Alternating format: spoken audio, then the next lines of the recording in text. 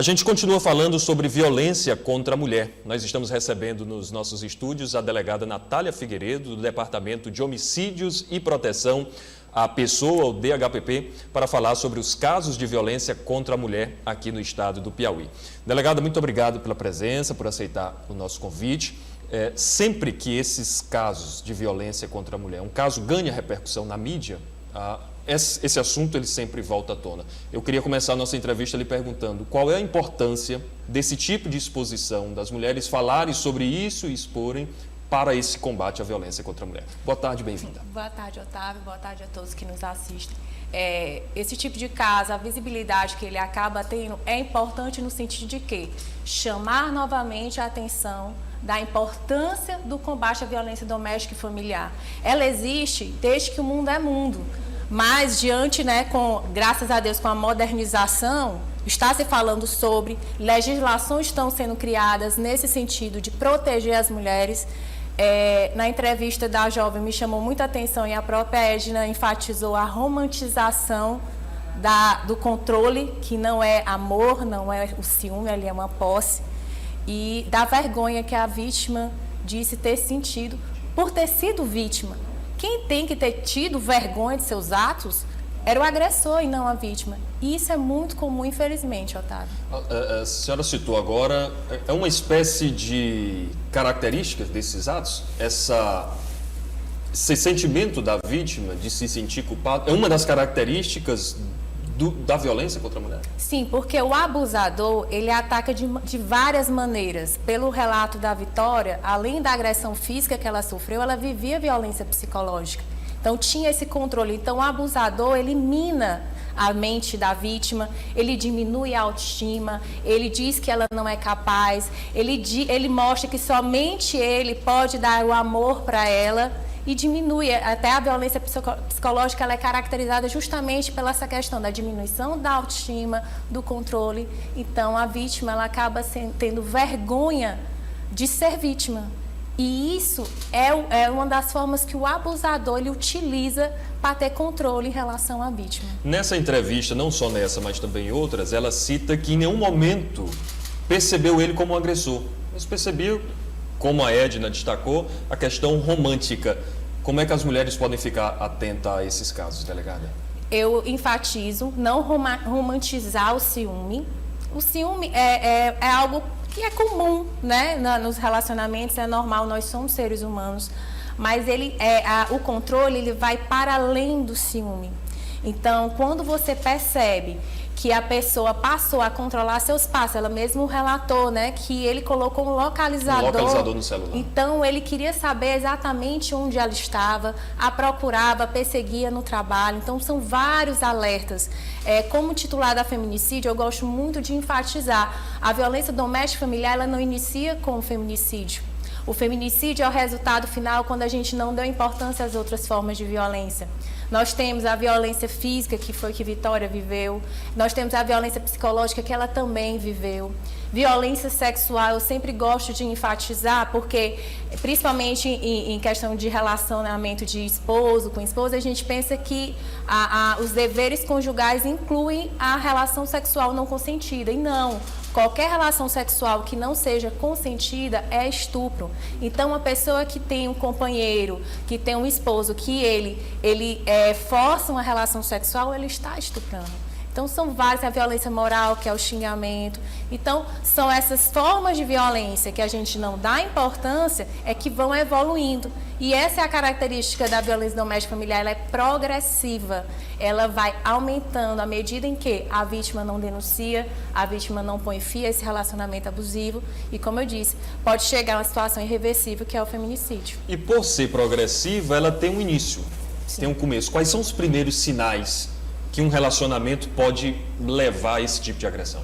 O controle, como eu disse, a questão do ciúme, às vezes a forma truculenta de falar, que a gente às vezes romantiza, não, é o jeito da pessoa. E não, ninguém pode ser maltratado, destratado na frente dos outros. Eu gosto muito de enfatizar os ciclos da violência doméstica e familiar, que é importante a gente falar sobre. E é justamente o que você falou. Temos a fase da atenção, que é a fase pré-agressão, que aí, como você falou, é quando inicia tudo.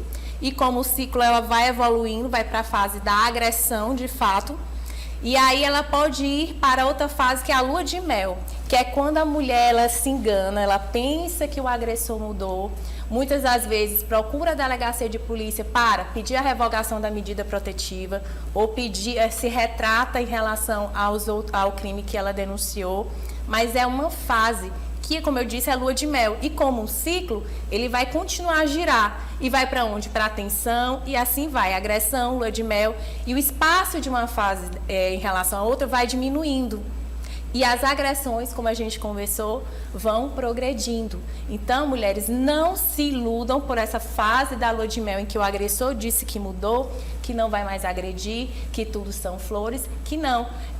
Esse ciclo da violência doméstica familiar ele é fruto de um estudo de vários casos que foram apresentados. Então, não é algo que eu estou chegando e expondo para vocês, é algo que veio através da análise estatística. E é o que aconteceu, esse caso que a senhora coloca, essa fase específica da lua de mel, mais ou menos o que aconteceu nesse caso da estudante Vitória Soares. Ela expôs algumas mensagens nas redes sociais e um dos trechos ele faz muitas declarações, que a ama, que pede perdão. Essas declarações se configuram como esse estágio de lua de mel? Sim, porque o abusador ele não quer perder a presa. Então, em relação à vítima, ela é uma presa. E para não perder esse objeto que é dele, ele ilude. Eu gosto muito de dizer que mulheres vítimas de violência doméstica familiar, elas têm que ser olhadas com empatia. Porque tem aquele velho ditado muito infeliz que diz, tem mulher que gosta de apanhar. E não existe isso. Existe o que a gente tem que analisar? Muitas mulheres são dependentes emocionalmente.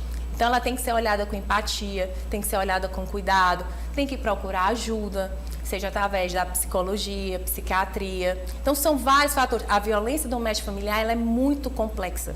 Não é algo que a gente possa, num olhar simples, tentar resolver e trazer soluções. E alguns comentários nessa questão da simplicidade, alguns comentários simplistas, eles tentam justificar, por exemplo, por que ela já sofria, nesse caso específico e em vários outros do Brasil afora, por que ela já sentia essa dor física por essas agressões, por que ela continuava?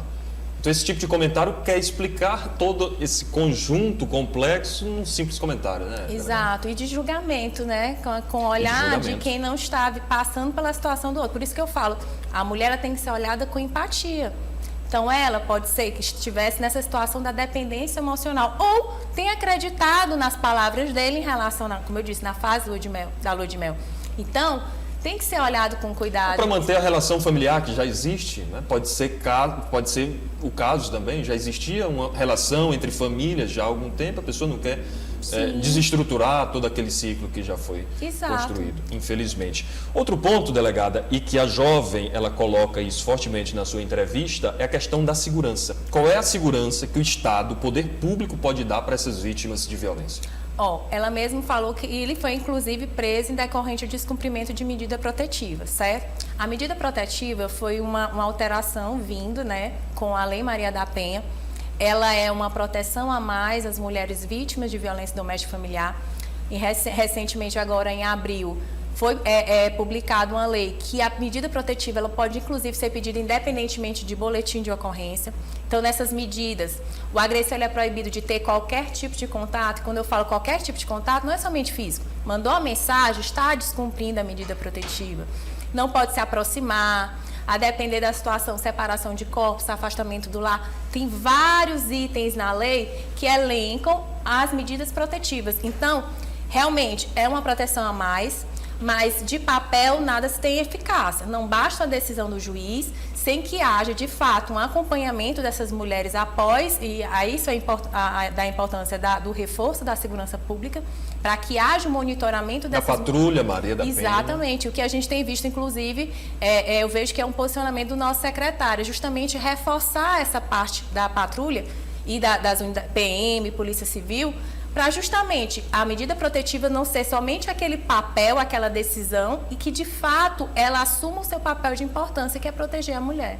Delegado, eu convido a senhora agora para a gente se dirigir aqui ao nosso telão, porque nós teremos, posso ir? Nós teremos aqui uma entrevista no nosso telão. Vamos lá? A senhora pode se posicionar aqui na frente. eu vou para cá e nós vamos exibir alguns números de dados de violência contra a mulher no estado do Piauí para a gente fazer uma análise e, ao final, nós identificarmos como é que está a situação do Piauí em relação aos demais estados do Brasil. Aqui nós temos a frequência de boletins de ocorrência desde o ano de 2019 até o ano passado, 2022. Nós tivemos 2019, 2020 e 2021 a capital teresina com um número de boletins de ocorrência muito maior do que todos os outros municípios do estado, do que todo o interior do nosso estado. E, por fim, nós temos uma proporção relacionada. O que é que explica esses 3 primeiros anos, delegado? A capital com o número de boletins de ocorrência relacionado à violência contra a mulher maior do que o interior do estado. Eu considero a questão, aumentar os números de registros de ocorrência. Eu vejo num aspecto positivo. Por quê? Porque a partir do momento que eu passo a entender que aquilo que eu estou vivendo é violência doméstica e familiar e sei quais são os canais de denúncia, eu vou procurar. Então, às vezes, fala, o número está elevado, é porque aumentou o número de casos. Não, talvez aquelas subnotificações que não haviam pela falta de conhecimento por parte da vítima tenham diminuído e realmente aumentado o registro, inclusive confiança nas forças de segurança pública. A mulher nos procura justamente porque sabe que o agressor vai ter a resposta devida. Vamos passar, aí nós temos 2022, antes de irmos para a próxima tela, nós temos 2022, aí nós temos uma mudança de números, o interior do estado passa a registrar um número maior de boletins de ocorrência do que a capital. Tem alguma justificativa para isso? Eu acho que é justamente a questão da atividade preventiva. Eu acho que está deixando de se concentrar essa questão do que é violência doméstica familiar na capital e eu até gosto de enfatizar o próprio trabalho das delegacias das mulheres no interior. As DEANs, né? Exatamente. Nós temos 9 unidades espalhadas no interior e através do trabalho das DEANs, através da conscientização, palestras, as delegadas participando. Então, está deixando de se concentrar na capital e vamos buscar o quê? O nivelamento. Isso através do quê? Repito, a atividade preventiva e a confiança nas forças de segurança pública. A gente pode avançar para a próxima tela, que aí nós vamos entrar na quantidade de mortes. Esse ainda é dos boletins, eu tenho a quantidade de mortes por conta da violência contra a mulher. Aqui eu tenho 2019 a 2022, frequência absoluta dos boletins de ocorrência das DEANs no Piauí. Aí eu tenho a capital novamente em 3 momentos. Eu tenho uma outra tela, Josi, por favor. A gente pode avançar para a próxima, que aí a gente tem a quantidade de mortes violentas com relação à violência contra a mulher. Foram quase 500 mortes nesse período analisado por estudo da Secretaria de Segurança Pública. Eu ainda estou na tela anterior, tenho como avançar para a próxima tela para a gente analisar esses números de mortes. Antes, porém, eu tenho os principais casos, delegada. Injúria contra a mulher, 3.700 casos, lidera esse ranking. Aí vem lesão corporal, difamação, lesão corporal na violência doméstica, que aí difere de violência, por exemplo, o caso que a gente analisou agora, que é da estudante, não se enquadra, por exemplo, em violência doméstica. Se enquadra na violência doméstica? Porque era uma relação íntima de afeto. Então, a violência doméstica familiar, ela é tanto na questão do parentesco, a consanguinidade, como coabitação ou relação íntima de afeto. Então, a jovem, ela foi de fato vítima de violência doméstica. Da violência doméstica. Pois eu aproveito para lhe questionar qual é a diferença da lesão corporal dolosa contra a mulher, da lesão corporal na violência doméstica contra a mulher. Bem, eu acredito que essa questão da mulher é justamente porque não se enquadra na doméstica, como eu falei, a coabitação, a familiar, que é a consanguinidade, ou a questão da relação íntima de afeto. Ou seja, foi contra uma mulher, mas que não se encaixa nesses 3 itens que são previstos na própria Lei Maria da Penha. Não se enquadra dentro dessa lesão corporal. E nós temos estupro, calúnia, importunação sexual e também divulgação de cenas de estupro contra mulheres. Nós temos esse relatório completo da Secretaria de Segurança Pública do Estado do Piauí.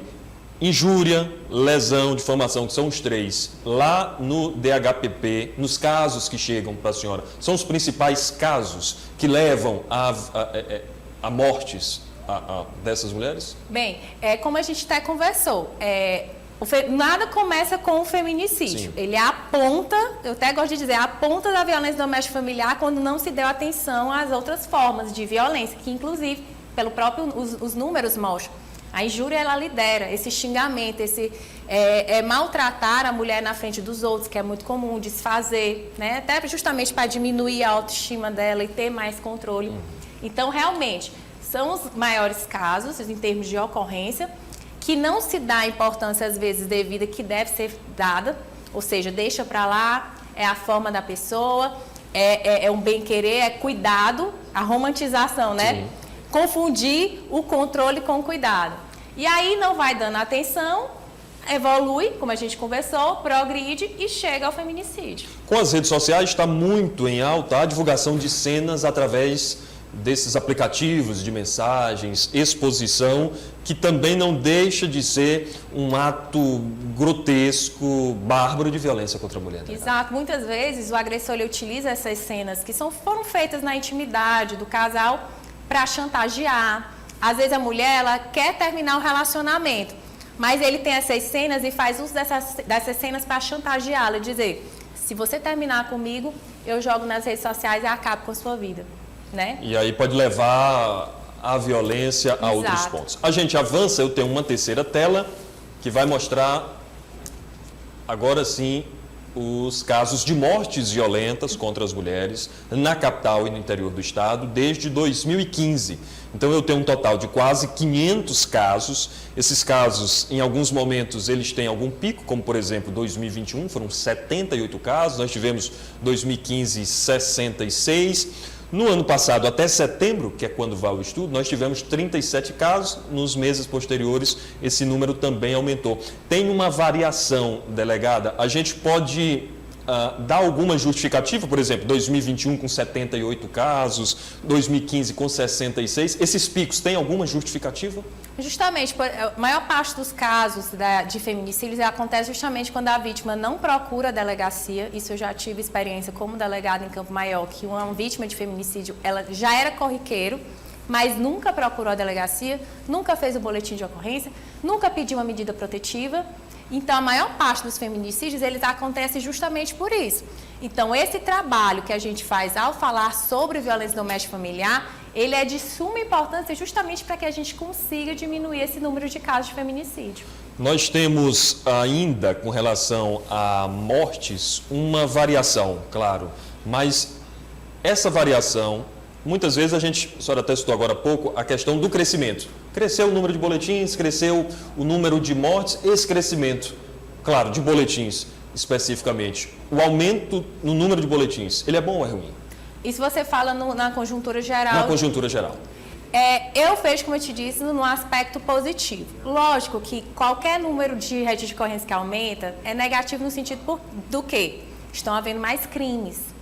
Mas na perspectiva da violência doméstica familiar, tem esse viés negativo, mas eu olho com viés positivo, porque as mulheres estão denunciando.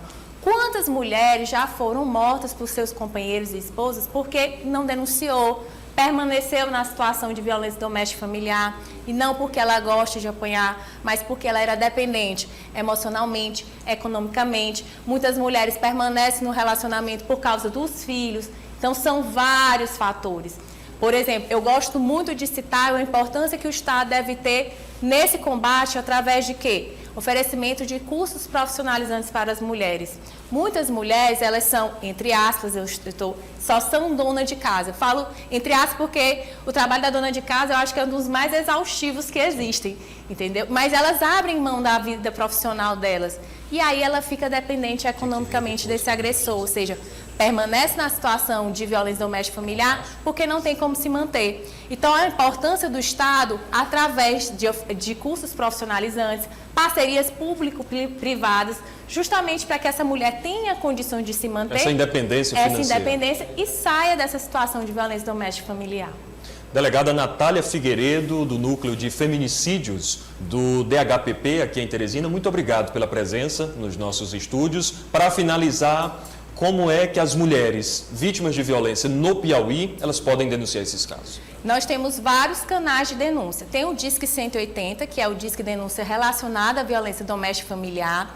A identidade do denunciante é totalmente preservada, então eu chamo a atenção, você que tem conhecimento que a sua vizinha, alguma parente sua está sofrendo violência doméstica e familiar e não quer denunciar porque acha que vai ser identificado, fique despreocupado. No Disque 180 você não é identificado. E a pessoa que se cala em relação a uma situação de violência doméstica e familiar, ela está, de certa forma, contribuindo para desfechos fatais. Então, denuncie. Tem o 180, tem o Disque 190, que é situações flagranciais, a Polícia Militar, a própria Polícia Civil, mesmo que a cidade não tenha um ADEAM, mas a delegacia responsável, ela também tem atribuição em relação à violência doméstica e familiar.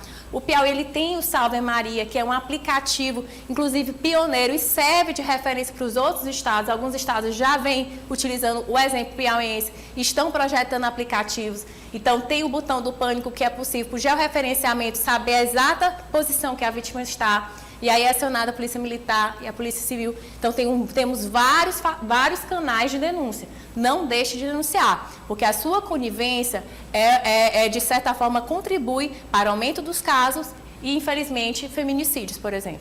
Delegada, muito obrigado mais uma vez. Fica aqui o espaço do nosso Sistema ao Dia, sempre à disposição do DHPP, do Núcleo de Feminicídio, para a gente cada vez mais fazer esse alerta e que consigamos aí, claro, a longo prazo, reduzir toda essa situação na nossa cidade, no nosso estado. Muito obrigado. Eu que agradeço.